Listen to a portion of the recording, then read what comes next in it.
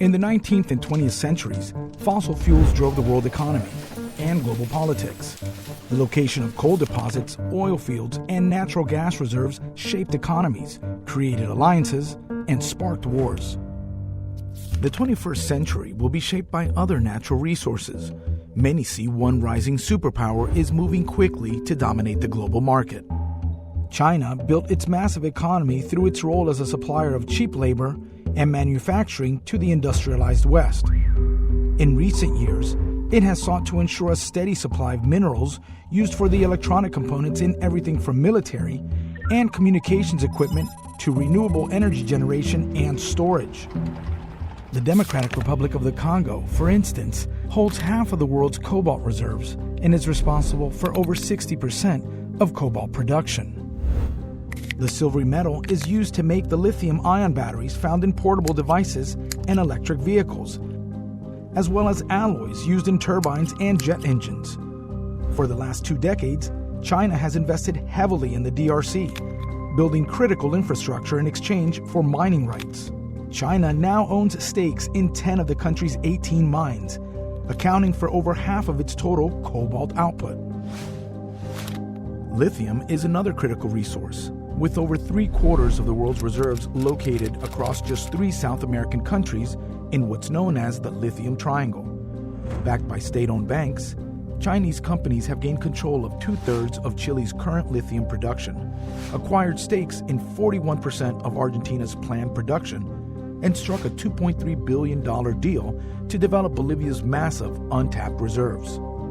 Another opportunity has opened up with the U.S. withdrawal from Afghanistan, which boasts impressive reserves of not only lithium, but other important resources, such as gold, copper, and iron. These deals are not limited to developing nations.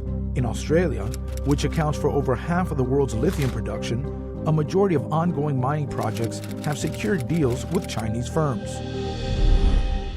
China itself is home to significant reserves of other important minerals, such as vanadium, a transition metal used in batteries, electromagnets, and high-strength alloys for aircraft. They are also the largest producer of graphite, whose lightweight and high conductivity makes it an important component of electrodes and solar panels, as well as many other industrial applications. Perhaps most importantly, China has the world's largest reserves of rare earth elements. These metals, such as scandium and yttrium, highly prized for their conductive luminescent and magnetic properties, are used to make displays and magnets in electronic devices, catalyze oil refining, and even enrich agricultural fertilizer. China has succeeded in key mineral markets because of its state-driven economic model that uses state power to give Chinese companies competitive advantages.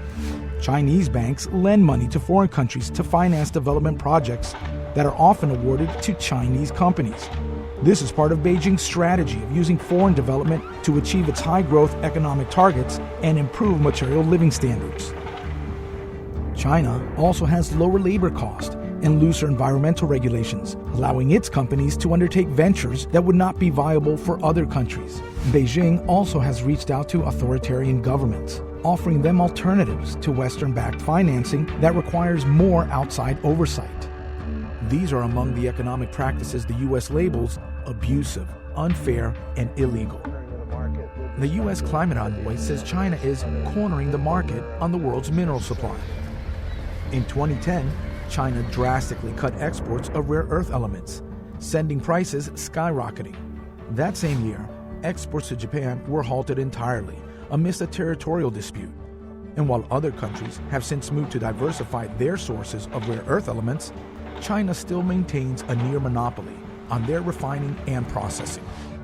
A Biden administration report says many of China's aggressive measures are well outside globally accepted fair trading practices. Overall, a VOA analysis shows that China now holds the dominant position, supplying 21 of the 35 so-called critical minerals the United States considers crucial for its economy. How Washington, Beijing, and other governments handle these natural resources, powering the future of energy and technology, could have as big an influence over conflicts and alliances in the coming century as fossil fuels played in the last one.